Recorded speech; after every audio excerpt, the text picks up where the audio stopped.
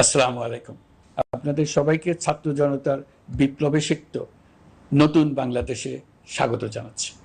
গভীর শ্রদ্ধা জানাচ্ছি জুলাই আগস্ট মাসে ফ্যাসিবাদের বিরুদ্ধে ছাত্র জনতার অভ্যুত্থানে নিহত সকলের প্রতি। তাদের আত্মার মাগফিরাত কামনা করছি। তাদের আত্মত্যাগের বিনিময়ে নতুন বাংলাদেশ গড়ার শপথ নিয়ে আমি আপনাদের কাছে কিছু কথা বলতে চাই। শরণার্থীকালের ভয়াবহ বন্যায় যারা মৃত্যুবরণ করেছেন, যারা অসুস্থ হয়ে পড়েছেন বা যারা সর্বস্ব হারিয়েছেন, যারা দুঃসহ জীবন যাপন করছেন, তাদের স্মরণে রেখে আজকের কথাগুলো বলছি। বন্যা দুর্গতদের জীবন দ্রুত স্বাভাবিক করার জন্য যাবতীয় উদ্যোগ সরকারি বেসরকারি পর্যায়ে নেবার আয়োজন করেছি। ভবিষ্যতে সকল ধরনের বন্যা প্রতিরোধে আমাদের আভ্যন্তরীণ এবং প্রতিবেশীদের সঙ্গে যাতে যৌথভাবে নেওয়া যায় সে আলোচনা শুরু করেছি। প্রিয় দেশবাসী, আপনারা জানেন বিপ্লবী ছাত্র জনতা জাতির এই ক্রান্তি লগ্নে আমাকে এক গুরুদায়িত্ব অর্পণ করেছে। তারা নতুন এক বাংলাদেশ গড়তে চায়। নতুন প্রজন্মের এই গভীর আকাঙ্ক্ষাকে বাস্তবে রূপ দেওয়ার সংগ্রামে আমি একজন সহযোদ্ধা হিসেবে তাদের সঙ্গে যোগ দিয়েছি। দেশের সকল বয়সের, সকল পেশার, সকল মতের, সকল ধর্মের সবাইকে বিনা দ্বিধায় এই সংগ্রামে যোগ দেওয়ার আহ্বান জানাচ্ছি। প্রিয় দেশবাসী, লক্ষ লক্ষ শহীদের রক্তের বিনিময়ে এবং লক্ষ লক্ষ মা বোনের আত্মদানের বিনিময়ে যে বাংলাদেশ আমরা পেয়েছিলাম তা ফ্যাসিবাদ এবং স্বৈরাচারের হাতে ধ্বংস হয়ে গেছে। আপনারা দেখেছেন আমাদের প্রতিটি প্রতিষ্ঠানকে তারা কিভাবে শেষ করেছে। দেশের রন্ধ্রে রন্ধ্রে ঢুকে গেছে দুর্নীতি। এমন এক দেশে আমাদের দেশ রূপান্তরিত হয়েছে যেখানে স্বৈরাচারের পিয়নও দুর্নীতির মাধ্যমে 400 কোটি টাকার সম্পদ করার মতো অকল্পনীয় কাজ করে গেছে নির্বিবাদে। শিক্ষা খাতকে পঙ্গু করে দিয়েছে।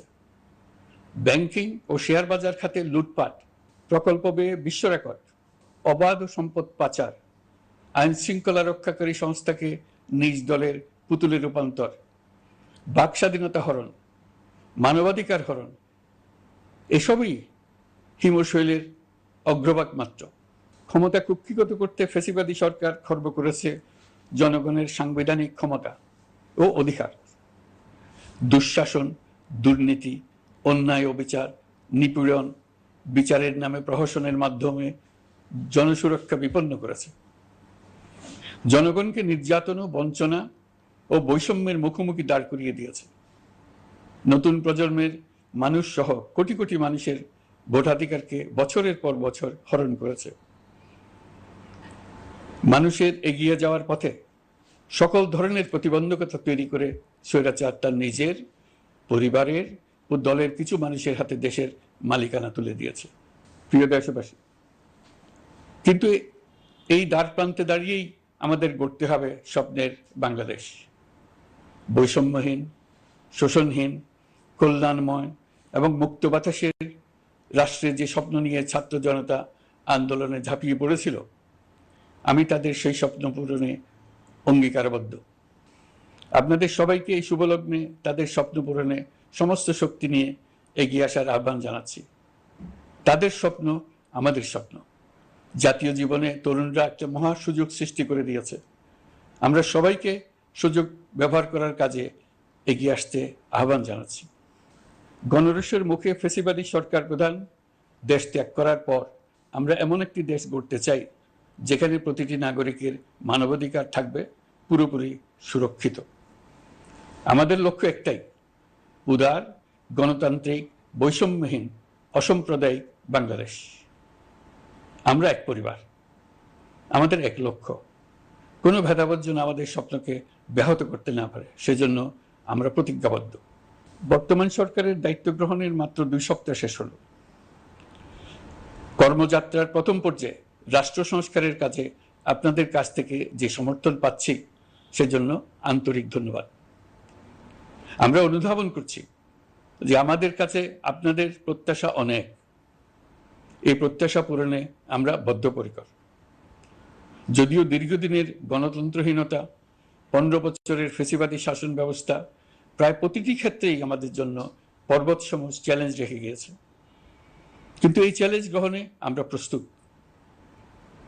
আজ আমি সরকারের পক্ষ থেকে আপনাদের দোয়া ও সহযোগিতা কামনা করতে আপনাদের সামনে এসেছি। শুধু আমি বলবো, আপনাদের একটু ধৈর্য ধরতে হবে। এখনই সব দাবি পূরণ করার জন্য জোর করা, প্রতিষ্ঠানে ঢুকে ব্যক্তিবিশেষকে হুমকির মধ্যে ফেলা, মামলা গ্রহণের জন্য চাপ সৃষ্টি করা, বিচারের জন্য গ্রেফতারকৃত ব্যক্তিকে আদালতে হামলা করে আগেই এক ধরনের বিচার করে ফেলার যে প্রবণতা, তা থেকে বের হতে হবে। ছাত্র জনতার বিপ্লবের গৌরব ও সম্ভাবনা এসব কাজে ম্লান হয়ে যাবে। নতুন বাংলাদেশ গড়ার প্রচেষ্টা হতে ব্যাহত হবে। রাতারাতি এই পরিস্থিতি থেকে উত্তরণ কঠিন। নড়বড়ে এক কাঠামো, আমি বরং বলবো জনস্বার্থের বিপরীতমুখী এক কাঠামোর উপর দাঁড়িয়ে আমাদেরকে দেশ পুনর্গঠনের কাজে হাত দিতে হয়েছে।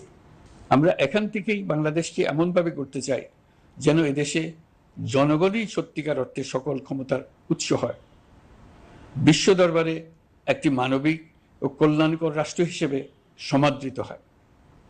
তরুণ প্রজন্ম, শিক্ষার্থী ও জনতার আত্মত্যাগের প্রতি সম্মান জানাতে রাষ্ট্র সংস্কারের কাজে সফল আমাদের হতেই হবে। এর আর কোনো বিকল্প নেই।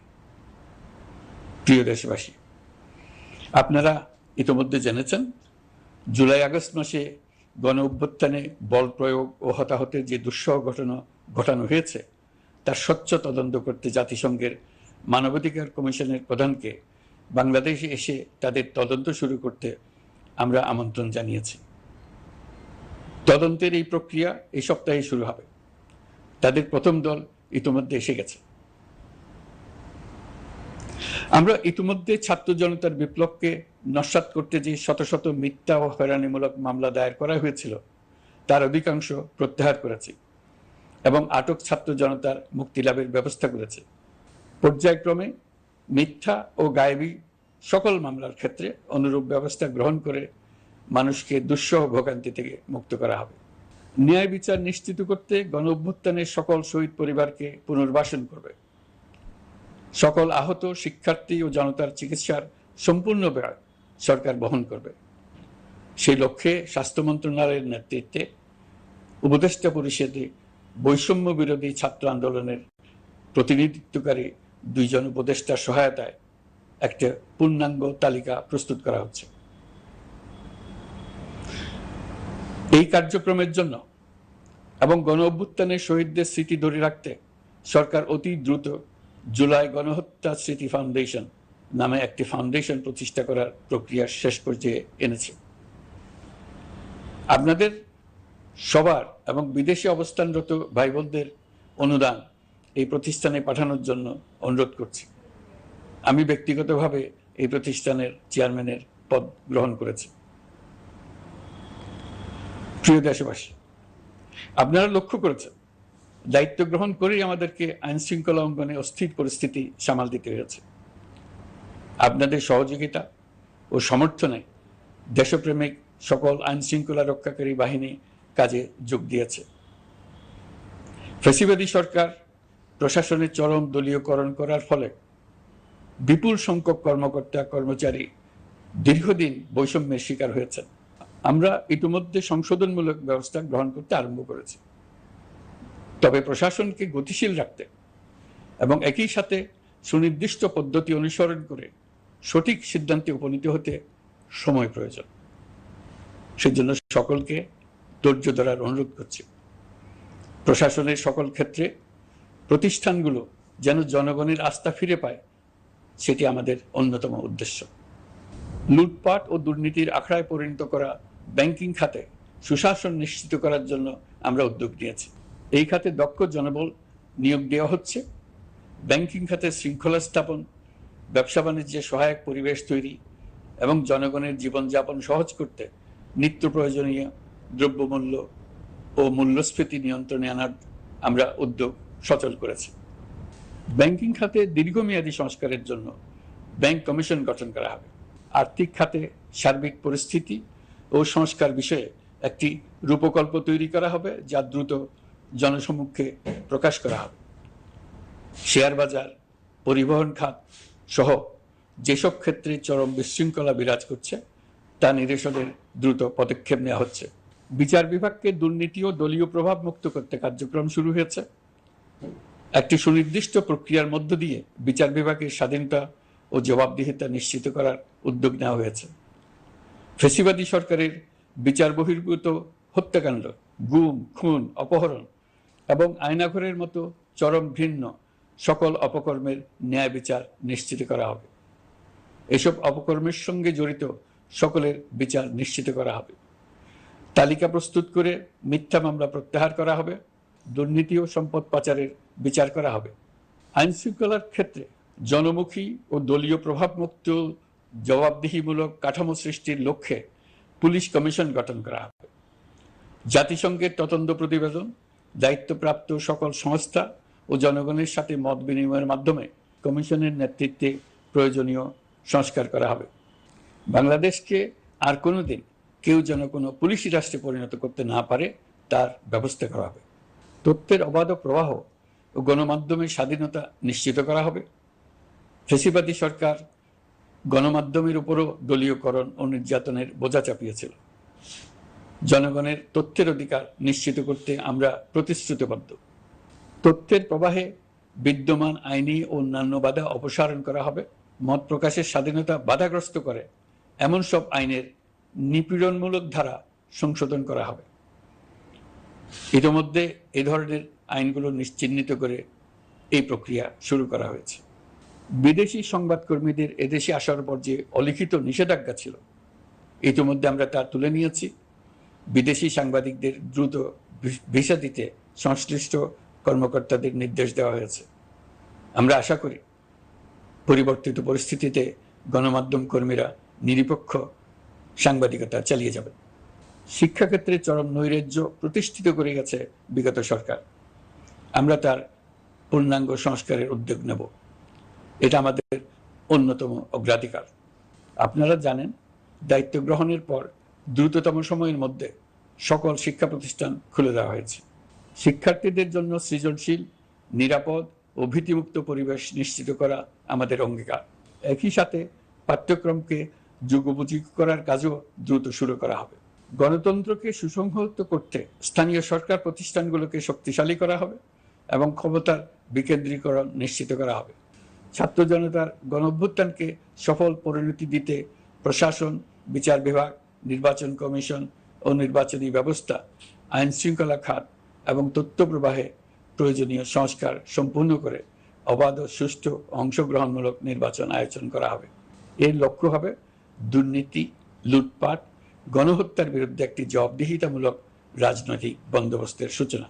বর্তমান সরকার দুর্নীতির বিরুদ্ধে স্পষ্ট অবস্থান গ্রহণ করেছে।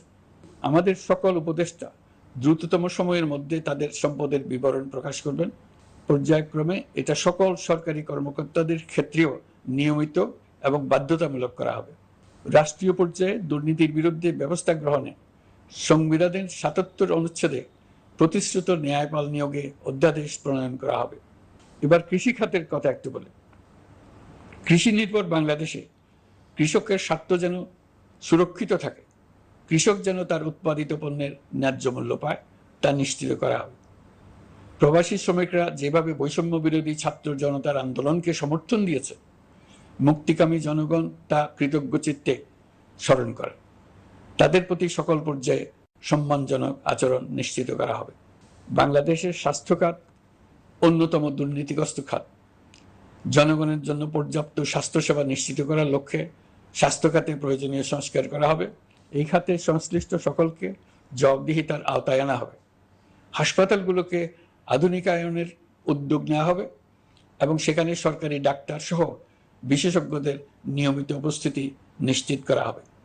স্বাস্থ্যসেবা যাতে নির্দিষ্ট কিছু অঞ্চলে কেন্দ্রীভূত না থাকে, দেশের সব অঞ্চলের মানুষ সমান স্বাস্থ্যসেবা পায়, সে লক্ষ্যে প্রয়োজনীয় উদ্যোগ নিতে আমরা বদ্ধপরিকর। বর্তমান প্রজন্ম অনেক বেশি সচেতন। বিশ্বের বিভিন্ন প্রান্তে ঘটে যাওয়া পরিবর্তন বিষয়ে তারা ওয়াকিবহাল শুধু নয়, তারা নেতৃত্ব দিচ্ছে। তারা যে উন্নয়নের স্বপ্ন দেখে তা টেকসই এবং পরিবেশ বান্ধব, প্রকৃতি ধ্বংসকারী উন্নয়ন নয়।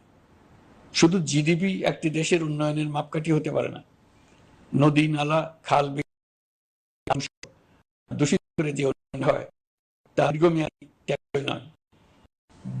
জ্বালানির বিরুদ্ধে পরিবেশবাদীদের সাথে আমাদের সরকারের অবস্থান সামঞ্জস্যপূর্ণ।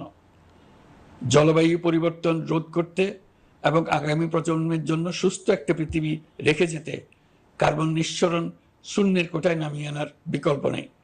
আমাদের সরকার পরিবেশ ও জলবায়ু রক্ষায় সর্বোচ্চ গুরুত্ব দেবে। এই কার্যক্রমে তরুণ সম্প্রদায়কে সম্পৃক্ত করা হবে। ইতোমধ্যে বিভিন্ন রাষ্ট্র ও জাতিসংঘ বর্তমান সরকারের কর্মসূচির প্রতি সমর্থন ব্যক্ত করেছে। আমরা সকল রাষ্ট্রের সাথে বন্ধুত্বপূর্ণ সম্পর্ক বজায় রাখব। আমাদের পররাষ্ট্রনীতির ভিত্তি হবে পারস্পরিক আস্থা, বিশ্বাস ও সহযোগিতা। আমরা মানবাধিকার আইন সহ সকল আন্তর্জাতিক আইনের প্রতি শ্রদ্ধাশীল। আমাদের পক্ষ থেকে গুম বিষয়ক আন্তর্জাতিক চুক্তির পক্ষরাষ্ট্র হওয়া সহ বিভিন্ন পদক্ষেপ নেওয়া হয়েছে। ইতিমধ্যে পক্ষভুক্ত এমন সকল আঞ্চলিক ও দ্বিপাক্ষিক চুক্তি ও সমঝোতা বাস্তবায়ন করে যাব। আমাদের সরকার রোহিঙ্গা সমস্যার বাস্তবসম্মত সমাধানের লক্ষ্যে আন্তর্জাতিক সম্প্রদায়ের সাথে কাজ করে যাবে। আমরা জাতীয় ঐক্যে বিশ্বাসী। প্রয়োজনীয় সংস্কারের লক্ষ্যে রাজনৈতিক ঐক্যের মধ্য দিয়ে নিশ্চিত করা হবে নারী, শিশু, প্রতিবন্ধী, ধর্মীয় সংখ্যালঘু, আদিবাসী সকলেই এদেশের নাগরিক এবং সমান আইনের সুরক্ষার অধিকারী। তাদের সকলের মানবিক অধিকার সহ অন্যান্য সকল অধিকার নিশ্চিত করার উদ্যোগ নেওয়া হবে। এই জন্য আমি উপদেষ্টা পদমর্যাদা সম্পন্ন একজন বিশেষ সহকারী নিয়োগ দিয়েছি, যার দায়িত্ব হবে জাতীয় সংহতি উন্নয়ন। বন্যা কবলিত এলাকার সকল মানুষের দুর্ভোগ লাঘবে সরকার সঠিক সহায়তা দেওয়ার জন্য সরকারের যত কার্যক্রম আছে তাদের সচল করেছে। ইতিমধ্যে উপদেষ্টাবৃন্দ বিভিন্ন এলাকার দায়িত্ব নিয়ে এলাকায় গেছেন। আমার কার্যালয়ে একটা নিয়ন্ত্রণ কক্ষ স্থাপন করা হয়েছে। বন্যা পরবর্তী কার্যক্রম নেওয়া হয়েছে। ভবিষ্যতে বন্যা নিয়ন্ত্রণের জন্য করণীয় কি স্থির করার জন্য পদক্ষেপ নেওয়া হচ্ছে। দেশপ্রেমিক সেনাবাহিনী, পুলিশ, বিজিবি, র্যাবকে গুম নির্যাতনের কাজে লাগিয়ে তাদের কলঙ্কিত করা হয়েছে। তারা দেশের গৌরব। তাদেরও কিছু অতি উৎসাহী সদস্যের কারণে পুরো বাহিনীকে আমরা কলঙ্কিত দেখতে চাই না। আমরা অপরাধীদের চিহ্নিত করতে চাই এবং তাদের শাস্তি দিতে চাই, যেন ভবিষ্যতে কারো হুকুমে দেশপ্রেমিক কোনো বাহিনীর, পুলিশের, র্যাবের কোনো সদস্য হত্যাকাণ্ড, গুম ও অত্যাচারে জড়িত হওয়ার সাহস না করে। তাদের কাছে হুকুম যত বড় কর্তৃপক্ষের কাছ থেকে আসুক না কেন, তারা তা উপেক্ষা করবে। ভবিষ্যতে উপরওয়ালার হুকুমে এমন ঘৃণ্য কাজ করতে বাধ্য হয়েছে এমন ব্যাখ্যা কারো কাছে গৃহীত না হয় তার ব্যবস্থা করা হবে। আমি দেশরক্ষা বাহিনী, পুলিশ বাহিনী এবং অন্যান্য সহল বাহিনীকে নির্দেশ দিয়েছি তারা তাদের মধ্যে যারা হত্যাকাণ্ড, গুম, খুন বা শারীরিক মানসিক অত্যাচারে সরাসরি জড়িত তাদের চিহ্নিত করে বিচারের ব্যবস্থা করতে। যারা গুম হয়েছে, হত্যার শিকার হয়েছে তাদের তালিকা প্রস্তুত করতে। তাদের পরিবার সমূহকে সান্ত্বনা দেওয়ার ভাষা আমার নাই। তাদের জীবনে শান্তি ফিরিয়ে আনতে আমরা প্রচেষ্টা অব্যাহত রাখব। আমি সকল দেশরক্ষা বাহিনী ও আইনশৃঙ্খলা বাহিনীকে তাদের উপর জনগণের সম্পূর্ণ আস্থা ফিরিয়ে আনতে সকল পদক্ষেপ গ্রহণ করতে নির্দেশ দিয়েছি। গত 15 বছরের দুর্নীতি, অর্থ পাচার ও জনস্বার্থ বিরোধী চুক্তি স্বাক্ষর, প্রকল্পের নামে লুটপাট ইত্যাদি তথ্য নিয়ে একটি শ্বেতপত্র প্রণয়নের জন্য আমি ইতিমধ্যে একটি কমিটি গঠন করেছি। আমি বিভিন্ন দেশের রাষ্ট্রদূত এবং দাতা সংস্থার প্রতিনিধিদের সঙ্গে বৈঠক করেছি এবং করে যাচ্ছি। ছাত্র জনতার গণঅভ্যুত্থানের পর দেশ গঠনের জন্য সকল প্রকার আর্থিক অন্যান্য সহযোগিতার জন্য তাদেরকে অনুরোধ জানাচ্ছি। তারা এই ব্যাপারে আগ্রহ দেখাচ্ছে। তাদের কাছে আমাদের প্রস্তাব সমূহ প্রণয়ন করে দ্রুত পাঠানোর ব্যবস্থা নিয়েছি। তাদেরকে অনুরোধ জানিয়েছি তারা যেন পরিস্থিতির কারণে অতি দ্রুত অর্থ ছাড় করার ব্যবস্থা নেন। তাদেরকেও বলেছি যে অবস্থার মধ্য দিয়ে আমরা যাচ্ছি তা যেমন একটি দুর্যোগপূর্ণ সময়, তেমনি এটা জাতির জীবনে মস্ত বড় সুযোগ। এই সুযোগকে যেন আমরা পূর্ণভাবে কাজে লাগাতে পারি, সেই জন্য তাদের সহযোগিতা চেয়েছি। এই গণ অভ্যুত্থানে বিদেশে অবস্থানকারী বাংলাদেশিরা অত্যন্ত গুরুত্বপূর্ণ ভূমিকা পালন করেছেন। জাতি তাদের অবদান বিশেষভাবে স্মরণ করবে। নতুন বাংলাদেশ গড়ার কাজে আমরা তাদের অংশগ্রহণ চাইব। আমাদের একটি লক্ষ্য হবে বিদেশগামী এবং প্রত্যাবর্তনকারী প্রত্যেক প্রবাসী শ্রমিককে মর্যাদা ও সম্মানের সঙ্গে দেশে আসা এবং যাওয়া নিশ্চিত করা। সে ব্যাপারে শিগগিরই পদক্ষেপ নেওয়া হবে। বিদেশে অবস্থানরত সকলের কাছে আমার আবেদন, তারা যেন তাদের উপার্জিত অর্থ অফিসিয়াল চ্যানেলে দেশে পাঠান।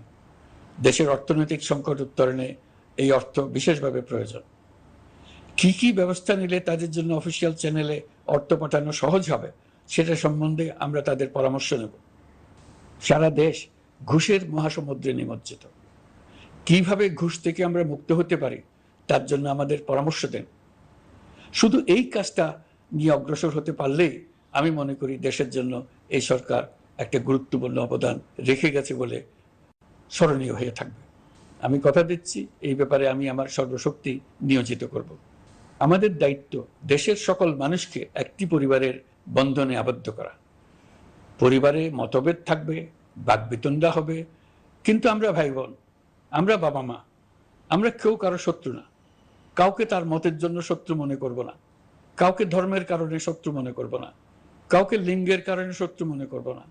আমরা সবাই সমান, কেউ কারো উপরে, কেউ কারো নিচে না। এই ধারণা আমরা জাতীয় জীবনের সর্বক্ষেত্রে প্রতিষ্ঠিত করতে চাই। একটা বিশেষ ব্যাপারে আমরা আপনাদের সহযোগিতা চাচ্ছি। আমাদের দায়িত্ব গ্রহণের পর থেকে প্রতিদিন সচিবালয়ে, আমার অফিসের আশেপাশে, শহরের বিভিন্ন স্থানে সমাবেশ করা হচ্ছে। গত 16 বছরের অনেক দুঃখ কষ্ট আপনাদের জমা আছে, সেটা আমরা বুঝি। আমাদের যদি কাজ করতে না দেন তাহলে এই দুঃখ ঘোচানোর সকল পথ বন্ধ হয়ে যাবে। আপনাদের কাছে একান্ত অনুরোধ, আমাদের কাজ করতে দেন। আপনাদের যা চাওয়া তা লিখিতভাবে আমাদেরকে দিয়ে যান। আমরা আপনাদের বিপক্ষ দল নয়। আইনসঙ্গতভাবে যা কিছু করার আছে আমরা অবশ্যই তা করব, কিন্তু আমাদেরকে ঘেরাও করে এই গুরুত্বপূর্ণ দিনগুলোতে আমাদের কাজে বাধা দেবেন না। সবাই মিলে তাদের বোঝান তারা যেন এই সময়ে তাদের অভিযোগের প্রতি দৃষ্টি আকর্ষণের জন্য আমাদের দৈনন্দিন গুরুত্বপূর্ণ কাজে বাধা না দেন। একটা বিষয়ে সবাই জানতে আগ্রহী, কখন আমাদের সরকার বিদায় নেবে। এটার জবাব আপনাদের হাতে। কখন আপনারা আমাদেরকে বিদায় দেবেন?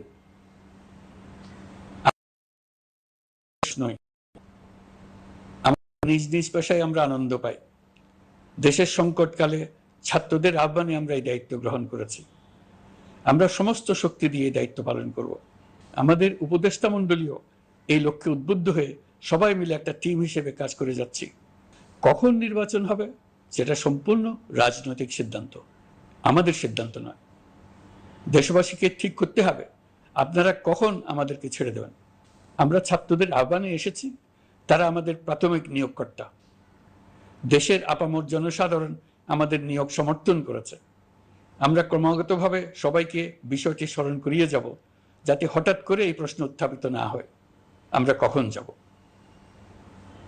তারা যখনই বলবে আমরা চলে যাব। আমরা সংস্কারের অংশ হিসেবে নির্বাচন কমিশনকেও সংস্কার করব। কমিশনকে যে কোনো সময় আদর্শ নির্বাচনের জন্য প্রস্তুত রাখব। আমরা বিভিন্ন সংস্কারের কাজ শুরু করেছি। দেশবাসীকে অনুরোধ করব একটা আলোচনা শুরু করতে। আমরা সর্বনিম্ন কি কি কাজ সম্পূর্ণ করে যাব, কি কি কাজ মোটামুটি করে গেলে হবে। এই আলোচনার মাধ্যমে আমরা একটা দিক নির্দেশনা পেতে পারি। তবে চূড়ান্ত সিদ্ধান্ত রাজনৈতিক সিদ্ধান্ত, সেটা রাজনৈতিক আলোচনা থেকেই আসবে। এই দিক নির্দেশনা না পেলে আমরা দাতা সরকার এবং আন্তর্জাতিক অর্থনৈতিক প্রতিষ্ঠানসমূহের সঙ্গে আলোচনায় দৃঢ়তার সঙ্গে অগ্রসর হতে পারছি না। আমি নিশ্চয়তা দিচ্ছি, আমরা আমাদের পক্ষ থেকে মেয়াদ বৃদ্ধির কোনো প্রশ্ন তুলব না। আমরা আপনাদের সকলের দোয়া চাই। যে কদিন আছি সেই সময়টুকু উপদেষ্টা মণ্ডলীর প্রত্যেকে নিজ নিজ সাধ্যমতো দেশের এই সংকটকালে সংকট উত্তরণে যেন নিজ নিজ মেধা সাধ্যমতো কাজে লাগাতে পারে। নতুন বাংলাদেশ গড়ার যে সুযোগ ছাত্র জনতার রক্তের বিনিময়ে আমরা অর্জন করলাম, আমরা আমাদের মতানৈক্যের কারণে সেটা যেন হাতছাড়া করে না ফেলে, এটা আমরা নিশ্চিত করতে চাই। এই সুযোগ এবার হারিয়ে ফেললে আমরা জাতি হিসেবে পরাজিত হয়ে যাব। শহীদ, আহত এবং জীবিত ছাত্র জনতার কাছে আমরা প্রতিজ্ঞাবদ্ধ থাকতে চাই, আমরা এই অর্জনকে কিছুতেই হারিয়ে যেতে দেব না। যে সুযোগ তারা আমাদেরকে দিয়েছে তার মাধ্যমে আমাদের দেশকে পৃথিবীর একটি শ্রদ্ধেয়, সকল দিকে দৃষ্টান্ত স্থাপনকারী দেশে পরিণত করতে আমরা শপথ নিয়েছি। সবশেষে আবারও আমাদের দেশের সকল মানুষ, শিশু, কিশোর কিশোরী, তরুণ তরুণী, বয়স্ক, বৃদ্ধ, নারী, পুরুষ সবার কাছে দোয়া চাইছি যেন আমরা আমাদের সকলের স্বপ্ন বাস্তবায়নে সফল হই। আল্লাহ আমাদের সহায় হন।